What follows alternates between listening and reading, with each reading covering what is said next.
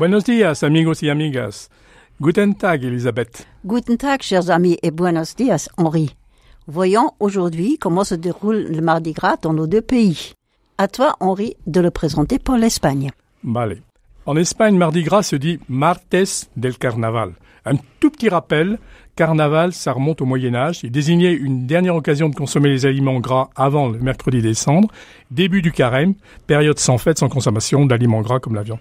D'où le nom Carnevale de l'italien composé des carne et des levare enlevés.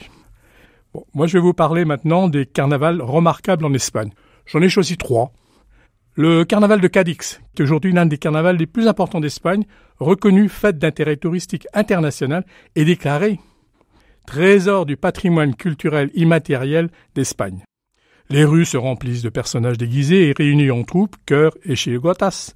Chants satiriques et ironiques. Pendant le carnaval a lieu chaque année le concours des troupes du carnaval dans le Grand Teatro Falla.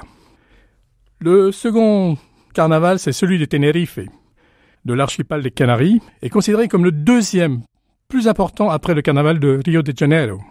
Il ressemble de plus au carnaval brésilien avec un concours, le gala pour l'élection de la reine des festivités, pendant lequel les candidates défilent sur une scène dans un costume grandiose et d'imagination incroyable, pouvant peser jusqu'à 100 kilos.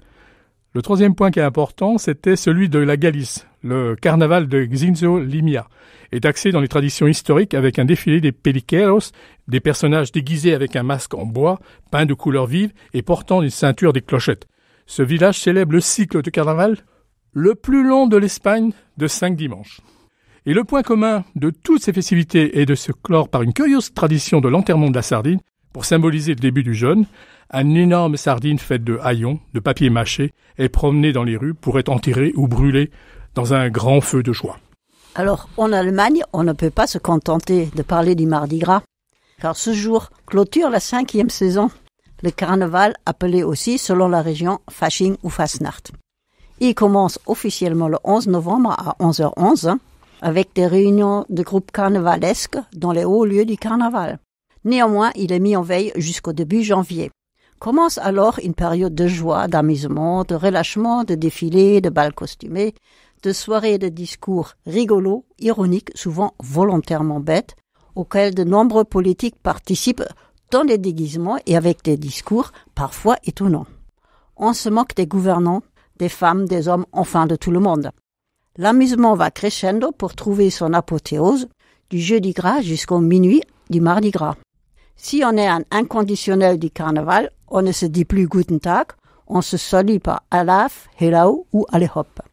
Samedi, dimanche, lundi et mardi gras ont lieu les défilés des chars. Les plus connus se déroulent à Cologne, Mayence et à Düsseldorf, mais également dans d'autres villes et jusque dans les petits villages, dans presque toute l'Allemagne. Les chars, souvent très sophistiqués, se moquent des politiques, des VIP et de tout ce qui se fait ces derniers temps les grands titres de l'actualité. Des chars, on jette dans la foule des bonbons, des fruits, des fleurs, etc. pour le plaisir de milliers ou, comme à Cologne, de millions de visiteurs.